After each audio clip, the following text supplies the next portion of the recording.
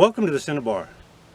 Today we just want to take a few minutes and update you on this massive bootleg fire that's been threatening the ranch here for better than a week now.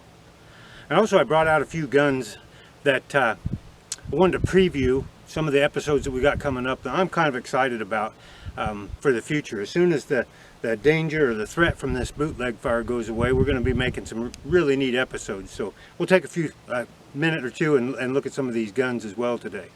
Now this bootleg fire has just gotten enormous. This is now the third largest fire in Oregon's history. We're over 400,000 acres.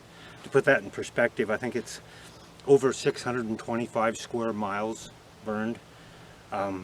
Just a hideous situation. You know, the forest was in terrible shape. It hasn't been managed very well for decades. It's forested, way too many lodgepole pines per acre. A lot of them dead. You know, no thinning, no logging, and then on top of that, then we're having a horrible drought this year. So it was just a tinderbox waiting for an ignition, and all it took was one lightning strike, and it was off to the races. This thing started 34 miles in that direction, and as of now, it's sitting right on top of the ridge behind us. And you might see some of the smoke back there. This has been a real roller coaster ride. You know, it came charging right up here and then kind of died down at the top of the rim. We felt pretty good about it, and then a couple of nights ago it blew up again and made a big run for the rim. Died down again just before it got here. Last night the firefighters went up and burned a lot of it right out to a road that's on the rim to try to hold it at that road. So we're hopeful today that it'll hold. We've got some pretty bad forecast as far as heat. It's supposed to be almost 100 degrees today and very low humidities, which allows fires to burn very aggressively. Fortunately, we don't have much wind in the forecast, and that's our saving grace, because if this thing was wind driven, I don't think there'd be any chance to stop it at this point. But we're still keeping our fingers crossed. We've still got our bags packed and ready to go, and so we're not doing a whole lot with the channel right now. I haven't been doing a lot of gunsmithing, but stick around because we got some great episodes coming up. So let me show you real quick some of the guns I brought out today, and then we'll talk a little bit about them. Okay, so our next planned episode is going to be on the Colt Single Action Army, the iconic first generation Colt revolver. We're going to talk a little bit about the mechanical evaluation, how to look over a Colt Single Action Army and pick out any issues that it might have, and we might even talk a little bit about correcting them. And then in the future we'll do some episodes where we'll actually show how we correct mechanical issues in a Single Action Army.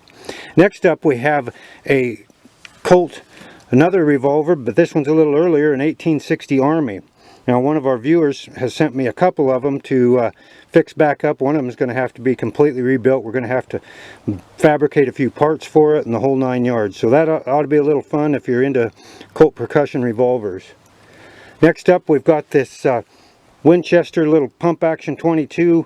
If you watch the episode on bluing and case hardening that I did down in gunsmithing school, you might remember this little gun. We're working on the stock for it, so we're going to try to get that project all finished up and put back together and do a little shooting with that pretty little Colt, or little Winchester, excuse me.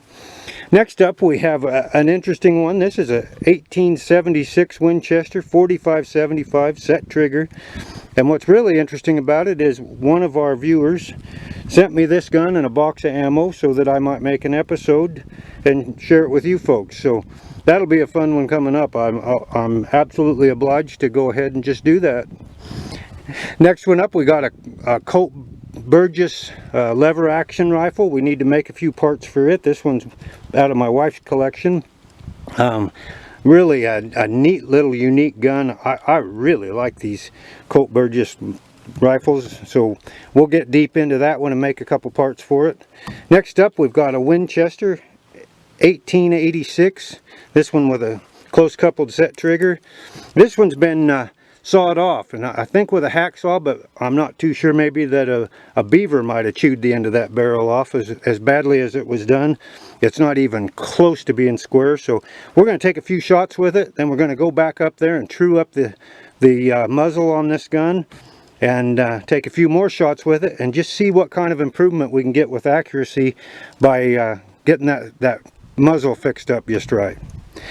Next up, we got a couple of Whitney Kennedy rifles, one in 4440 with a S lever and one in 3840 with more standard lever, a little later model.